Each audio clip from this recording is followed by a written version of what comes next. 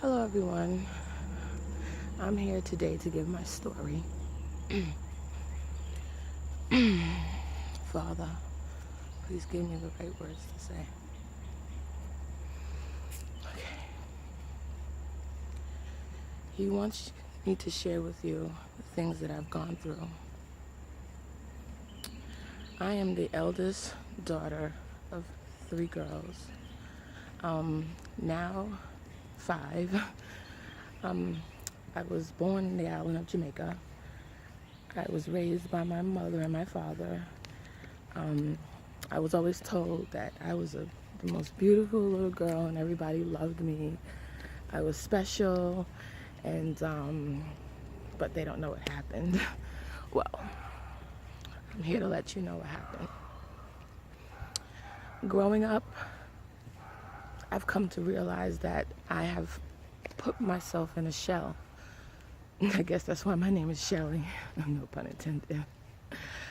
But I've always felt different from everyone. I always felt called out for some weird reason.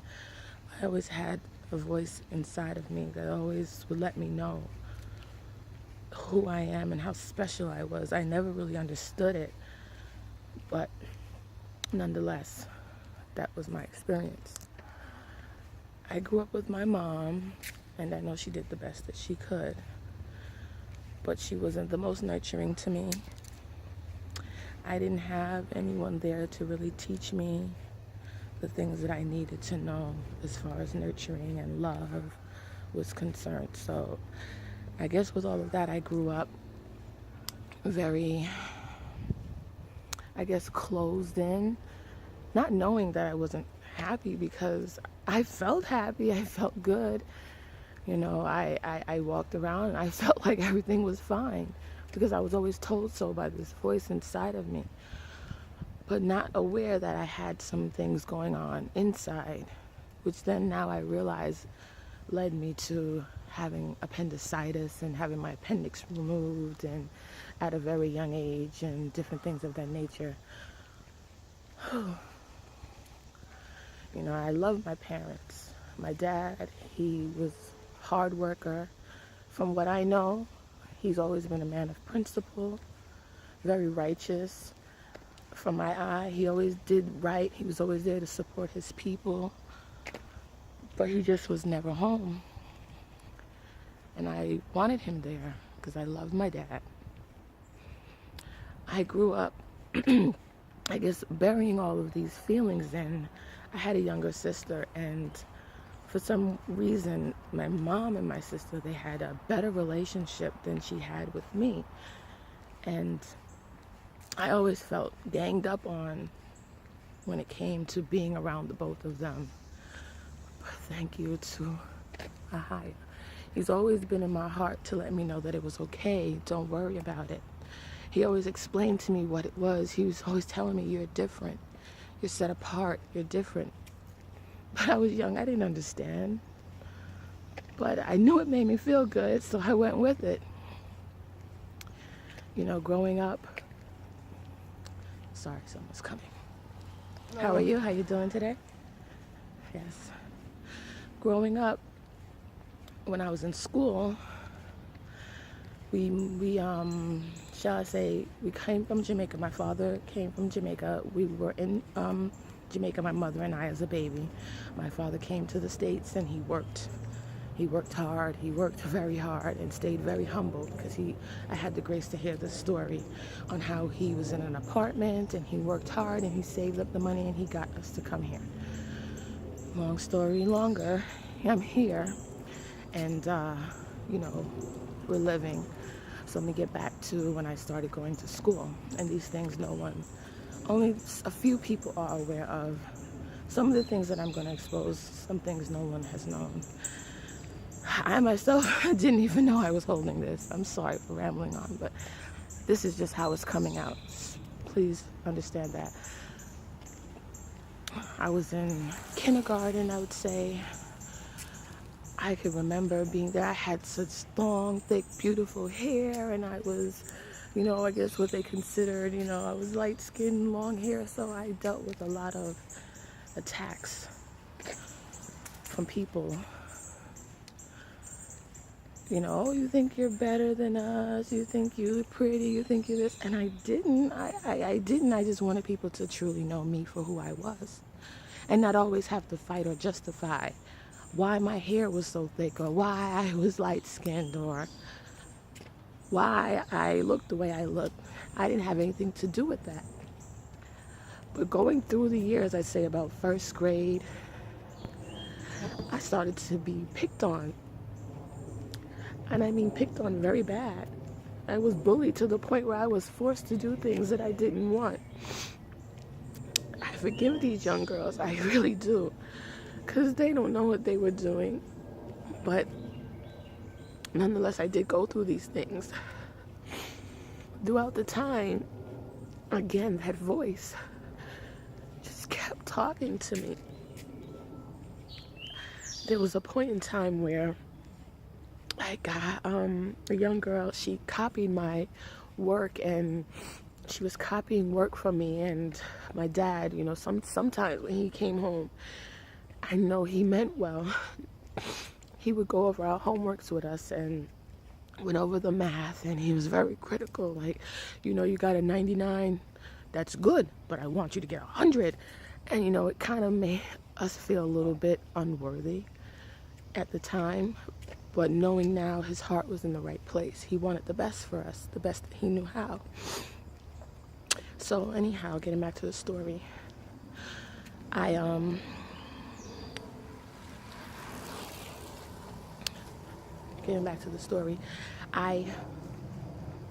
homework was then corrected and changed.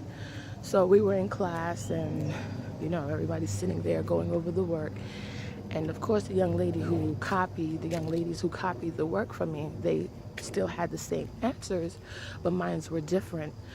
You know, so I was getting some of the answers correct, and, you know, and one of the girls, she got one of the answers wrong. You know, it was still one of the answers that I had on the paper, and everybody was laughing. And then she pointed out to me, and she was like, "Be quiet." You know, before back then it was mush you in the head.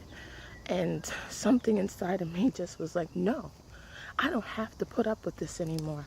And I told her no, because this was in front of everybody. Nonetheless, she came up and she did exactly what she said she was gonna do. She mushed me right in my head. But then I got up and I punched her. God forgive me. But at that moment, it felt so great. I'm not even gonna lie, because I conquered my bully. And at that moment, someone else raised up. A new person was made that day. No one was gonna bully me anymore. No one was gonna disrespect Shelly anymore.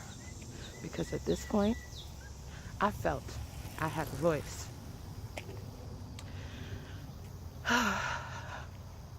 So that was the beginning of that. Now I truly understand why I don't like disrespect and why I react the way I do when it comes to things of that nature. All praises to the Most High for that. So after that, you know, going in, we're in school, everything is good. You know, just like, oh, sorry, son, let me turn around here.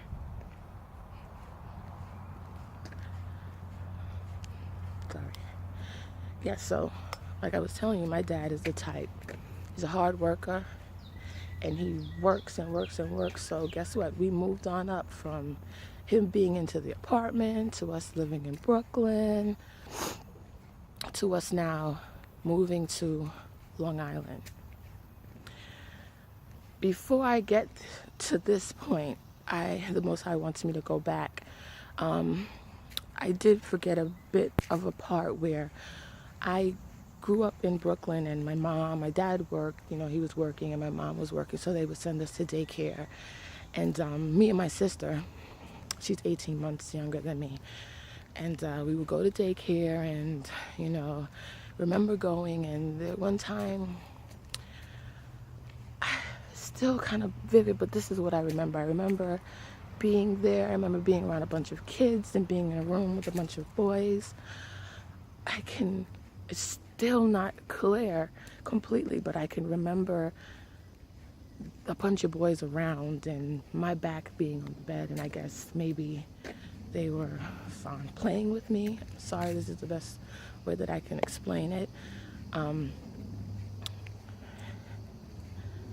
I just can't fully remember. I believe that they just were fondling me and different things of that nature. So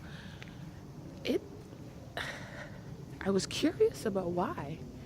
Why were they doing this to me, And all I can go through is I just remember images that the Most High is showing me in my head of different things. I may not be able to give you the exact know-how as to how, but nonetheless, I remember this image that is constantly in my head is me as a young girl. There must have been a little kid in the corner. I can't even see his face. All I remember is that I was curious, and I started to wanted to know, okay, well, what is it that they have, and it started making me think about these things, I guess, a little bit more earlier than I should. And, I was looking, and now that I think about it, I was molesting this young boy, but it wasn't anything of my knowledge. I was innocent, and I really was curious. I wanted to know because nobody spoke. There was no hugs, there were no kisses, there was no I love you. It was more go, go, go, get out, get out. So I kind of was left to do what is natural within me, is learn on my own and figure things out, which is my innate ability, is to just figure life out as I go.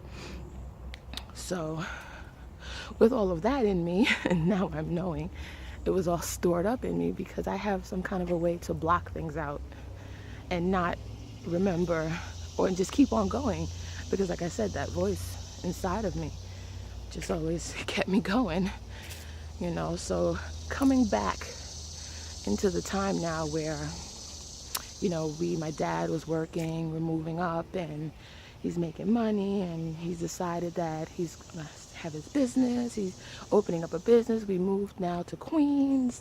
We're moving up from an apartment. We're having a house, and it was a wonderful experience. It took a toll on me because I had friends that I had made, and we're younger, moving. But again, I don't know how it affected me because I was young and I just kept going. So we moved and we went to school in Queens, and this is how I got to meet these young ladies and go through the things that I went through as far as the bullying is concerned. After a while, once I fought my bully, I had got confidence now. I was able to talk to people, and I'm very sociable. I know how to get in and fit in. I guess that's the best way to describe it. I met a young lady, and me and her became friends, and really good friends, really quick. My dad, per se, always was telling me he didn't like this young lady. He didn't like this young lady. I guess because he started to see a change within me through this friendship. So, hanging out with her was cool. It was good to have a friend that was in the neighborhood. I would go by her house, we would hang out, and it was wonderful. She was my best friend. I mean, everything. Then I became introduced to things like smoking weed, and she was very sociable. She lived more closer off the main street. She had a lot of friends, so it kind of opened me up to a whole new world because my parents were very strict. We couldn't go outside past the gate sometimes, riding our bike. We lived on a dead end block. So this was like an experience that I loved because it was fun. I had someone to talk to, someone that was there for me, and it was wonderful, So through all of that experiences, I've learned a lot. Yeah, so started partying, going out, hanging out with all kinds of people, meeting people, having fun. Oh, it was amazing, and I'm there, I'm trying to hang out, and when naturally inside, I'm a shy little girl, you know, but I did what I had to do because it was fun, and I enjoyed it, and I didn't want it to stop. And I really liked the girl. She was my friend. There was times where I had cutting parties and had kids in my family house. I mean, thousands of kids in the house, and I was starting to give trouble because now it was like the cat was out of the bag. I was done. I felt I didn't have to go through this anymore. I was having fun. I was having cutting parties and going to cutting parties, and we're talking about boys and, oh, when we get to this age, we're going to do this. We would even go to church together. There was a church called Shekinah. We would go to church together. And then while we were in church, we're talking about boys, and we're laughing and we're giggling on our knees. We were doing all of that. But nevertheless, high school, I remember I was the one that made this pact. Before we get to high school, we gotta break our virginity. We gotta be big girls, and so we go to high school. So we're going to high school. We gotta break our virginity. Me and her were walking. I met this guy, and I remember when I saw him, I saw a halo over his head, and I was like, "Who is this?" She was like, "Oh, that's my brother," and whatever. I was like, "Oh my gosh, he's so cute," and I didn't know you had a brother. And she explains to me that it's from her dad, and this, that, and third. Everything went on. Then later on, I get a phone call from this guy. I guess she gave him my number, and we started talking, and we became boyfriend and girlfriend. I was 14, he was 16, and so said I was gonna get that vow. So I did some things I had no business doing at that age, broke my virginity at a young age, not knowing what I was doing, what I was getting myself into. He was a smart kid. He got skipped and left and went away to college, and it broke my heart. We broke up. It broke my heart. But that just opened a door, because within that time, my father opened up a business, and now not only we moved from Queens, but ain't making out there know what I'm talking about. Now we moved to Long Island. So now I was doing pretty good in school. I was getting good grades, but I still was just having fun, having a social life, hanging out because my parents were so strict. We moved to Baldwin. I was unhappy about that. I was like, this is not the time for you to take me and move me from my environment to a new environment. I was unhappy about it, but that was my story. That was what happened. So,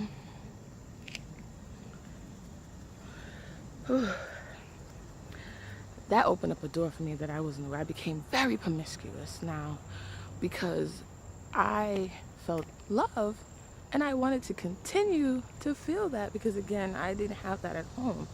So the streets began to grow me and began to teach me some things, not some good things, not some good things at all. I started meeting guys, and when I got to the school, of course, oh my gosh, this is the new girl. She's pretty. She has long hair, and all the guys were just loving after me and things of that nature. This awoken something in me that I didn't know, because now I remember, and I'm sorry, forgive me, because he's telling me again to go back. I forgot to say that I was molested by my cousin, but at the time that it was happening, I was liking it secretively, and it just made me feel very ashamed for that, because it was a pleasure that I enjoyed. It was something that felt good, and I guess that's just what I wanted. I wanted to feel good. I've had tons of other guy cousins, and some things have happened with other cousins and people playing around and doing things. This opened up a door, a really, really yucky door for me. So going back, after my husband now left and went to college, and I moved to Long Island, and I'm getting all this attention from the guys, and you know, this has now developed a mentality in me where it's like, I felt like every guy wanted me, every guy liked me, and it just fostered something inside of me. You'll hear more about later where and how it has affected me. But I started dating guys and getting sneakers and, hanging out with the popular people in school. I was tough because nobody wasn't going to mess with Shelly anymore. I knew how to fit in. I was sleeping with these guys, getting sneakers and stuff. And, just every guy that I dated or that I was with, it wasn't hard. It wasn't hard. You just had to show me that you love me and hold me and hug me, and just the feeling of someone holding me and hugging me and feeling their weight bearing on me was a great feeling for me, because I guess now knowing the body needs hugs, and that's what I yearned for. So I constantly, I never not allowed that to happen throughout my relationships with any person that I was with. Again, the Most High was with me, and he would talk to me, and I would start to develop and grow and realize that, some of the things that I was doing wasn't right. But I remember saying to myself, well, you know what? Everybody else is going to hell, so I won't be alone. The things we say when we're kids. I met this other guy. He was like 24 years old.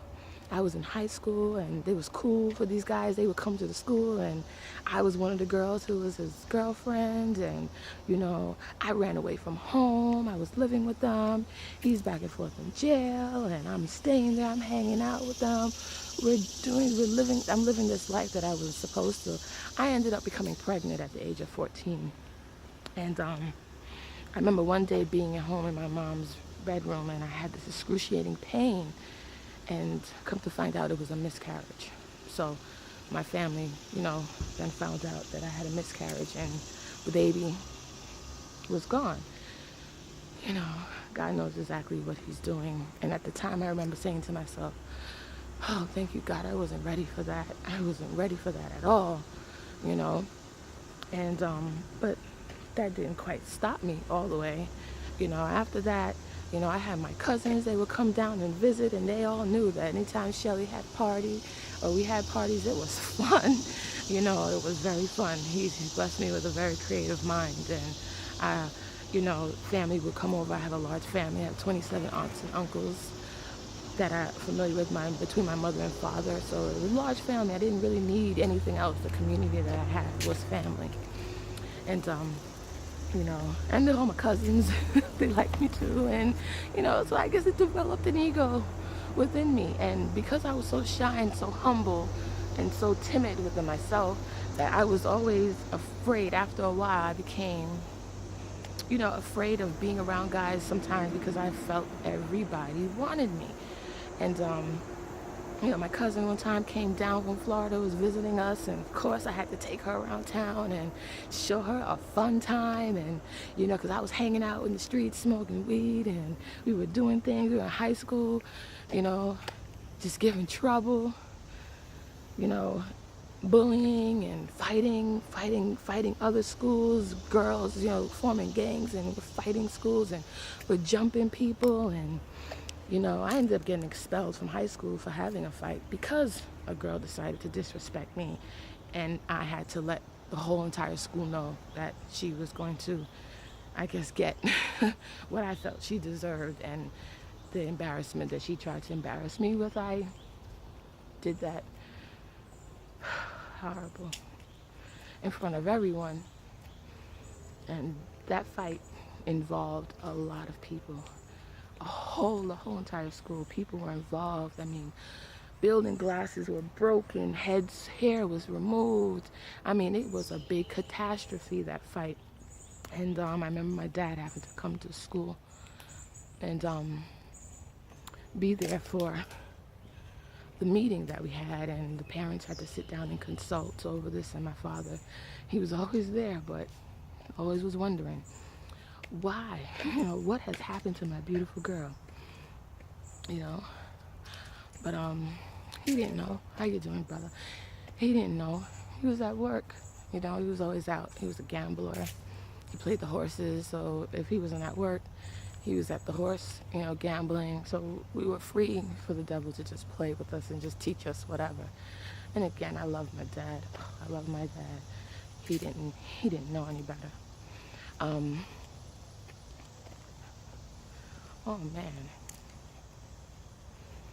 man, let me stop.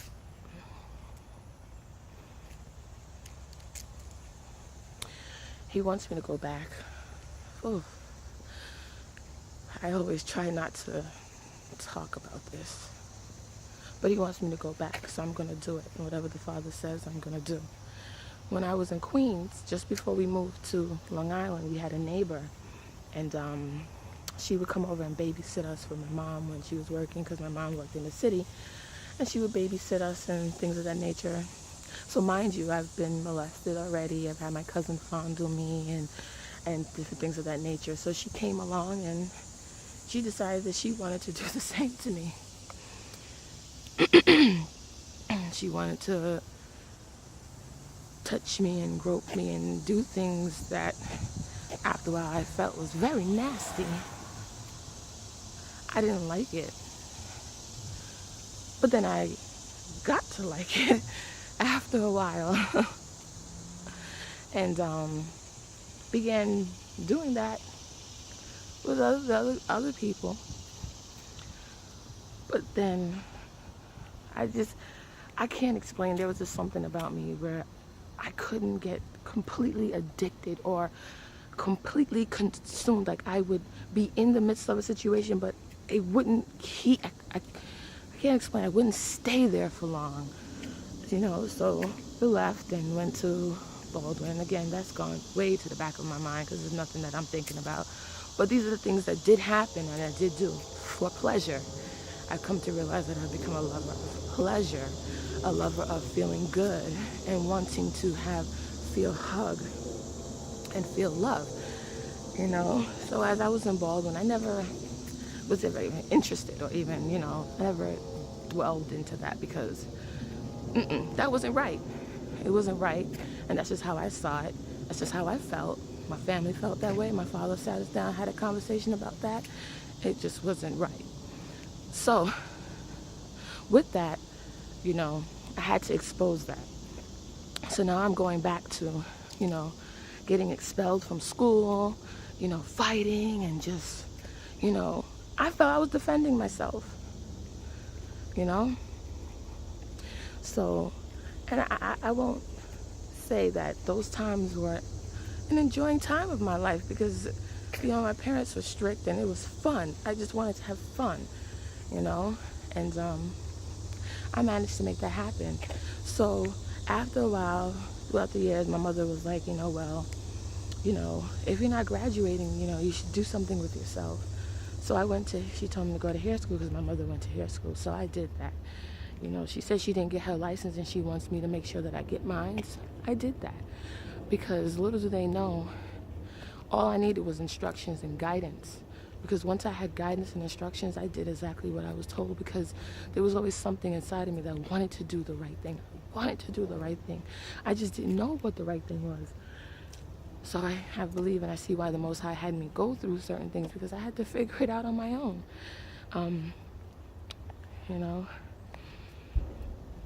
I had a cousin, God rest his soul, he was there. I used to hook him up with all my friends and, I'm sorry, please forgive me. My mind is all over the place and, it's a bad after effect of smoking all these years too. But I'm doing the best the way that it's coming out and I'm being honest. I'm bearing my heart right now. And so please forgive me. So, he was there. I would hook him up with my friends. And, I remember when he started doing drugs, that he started dealing drugs in the neighborhood, and he became rich. And I remember watching this, and I'd have him hook me up with his friends, and, being promiscuous, just doing all of that. And it was fun. It was fun. I mean, it was fun. That's all I could say. As a kid, I guess that's all I was looking for, So then I'm just going into bits and pieces. It's all within the same time frame. He started doing drugs and selling drugs, and I started becoming around this lifestyle. I didn't do any hard drugs more than smoke, but at this time I wasn't really smoking that much, because again, I don't get so held to certain things, but I'll dibble and dabble here and there. My cousin got so big into the drug game, and he was so big in the neighborhood. Unfortunately, he was murdered. He was like my best friend, and he was taken from me. And I felt some sense of responsibility, because I remember the day he started, and I was like, oh my gosh. And I could have said something like, no, don't do it. But I didn't, and I had to get that. Wow, I didn't even know I felt that way about that. Thank you, Father.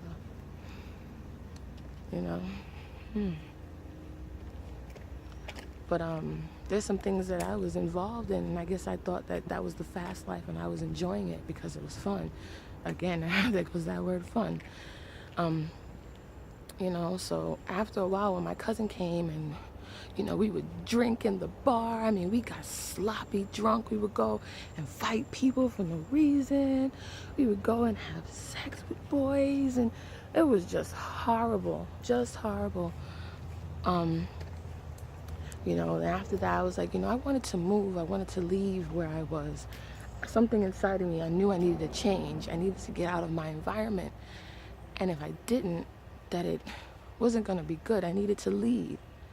And this was what I was in my spirit. And my mom allowed me to move to Florida. I moved to Florida. I was there. They got me a car and everything of that nature because I needed it. And I just had a dogma over me with my family, where everybody, looked at me as the black sheep or whatever, because I was disrespectful. My parents couldn't control me. I was doing whatever I wanted. They couldn't stop me. I would run away. I was coming and going as I pleased, because I always felt like, well, you weren't here for me, so you can't tell me anything. I fought my mother. I fought my father. It was bad.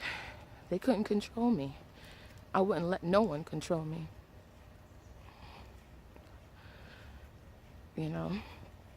So I left, and I was in Florida. It was